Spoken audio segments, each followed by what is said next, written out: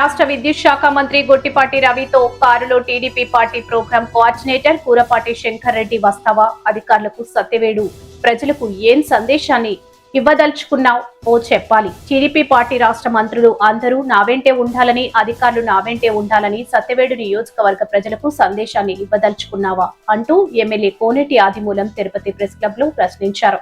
Party programme coordinator గా ఓ నాయకుడిగా రావచ్చు కానీ ఇలా పవర్ బలాన్ని చూపించేందుకు కాదంటూ అన్నారు. 2024 ఎన్నికల్లో టీడీపీ ఎమ్మెల్యేగా పోటీ చేసినప్పుడు కొందరు టీడీపీ నాయకులు నన్ను ఓడించేందుకు తెగ కృషి చేస్తారని, అలాంటి వారికి ప్రోగ్రాం కోఆర్డినేటర్, మండల అధ్యక్షులుగా, క్లస్టర్ ఇన్ఛార్జీలుగా పదవులు ఇవ్వడం ఇదెక్కడి న్యాయం అంటూ ఆవేదన వ్యక్తం చేశారు.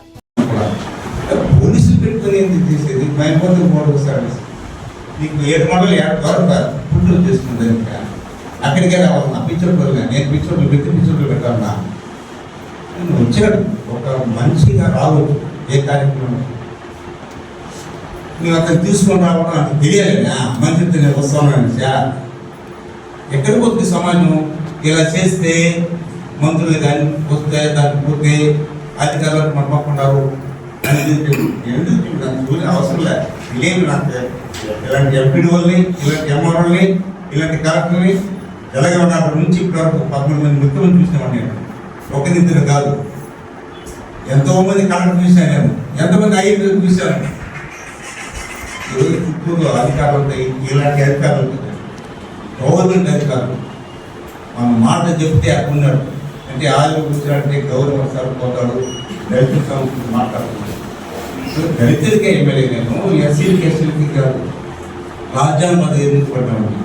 మీరు గుర్తించాలండి.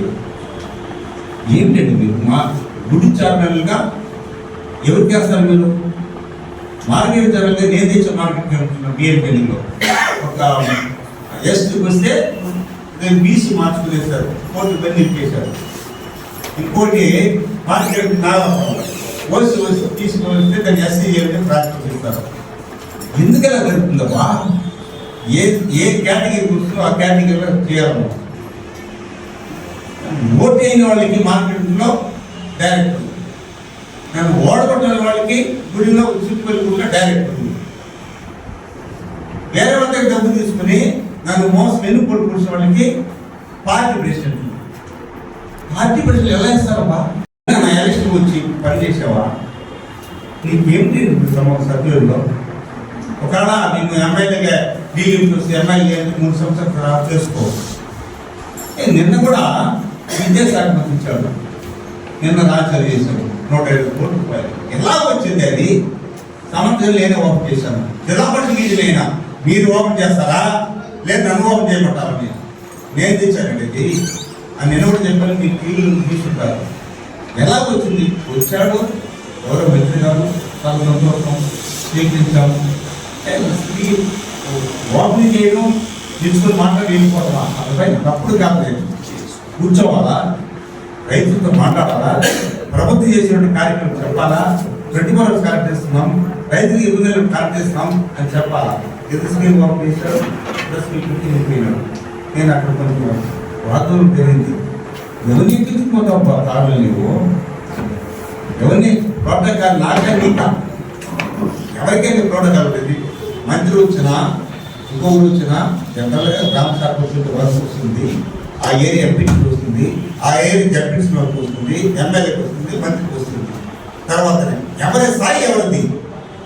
ప్రధానమంత్రి స్థాయి ప్రధానమంత్రిది, ముఖ్యమంత్రి స్థాయి ముఖ్యమంత్రిది, ఎమ్మెల్యే స్థాయి ఎంపీకి. ఆ స్థాయి కూడా మనిషి మీరు నడుచుకుంటారంటే మనం ఎక్కడ ఉన్నాం? నేను అధికార పార్టీ ఉన్నానా? ఎవరు ముఖ్యమంత్రి గారికి ఈ ఇంటెలిజెన్స్ తెచ్చుకోవాలి. ఎవరు ముఖ్యమంత్రి గారు ఏం జరుగుతుందో తెలుసుకోండి. సత్య కాన్స్టిట్యూషన్ ఎందుకు ఇలా జరుగుతుంది? ప్రతినిత్యం ప్రెస్ వాళ్ళు రాస్తున్నారు, అడగండి. ఎవరు ఎస్పీ గారు ఉన్నారు, ఎవరో కలెక్టర్ గారు ఉన్నారు, ఎమ్మెల్యేకి ఎందుకు చేస్తున్నారు, మీరు ఏం చేస్తున్నారండి అడగండి. ఒక సభ పెడితే 50 పోలీసులు ఎందుకండి? నేను చూడలేదండి. పార్టీ మీటింగ్ పెట్టి పోలీసులు పెట్టుకోండి. ఎవరు చంద్రబాబు పుట్టినరోజు సందర్భం కూడా మేము ప్రిన్సిపల్ గమనం చేస్తే మనం పూర్తి చేయాలి. మనం ముఖ్యమంత్రి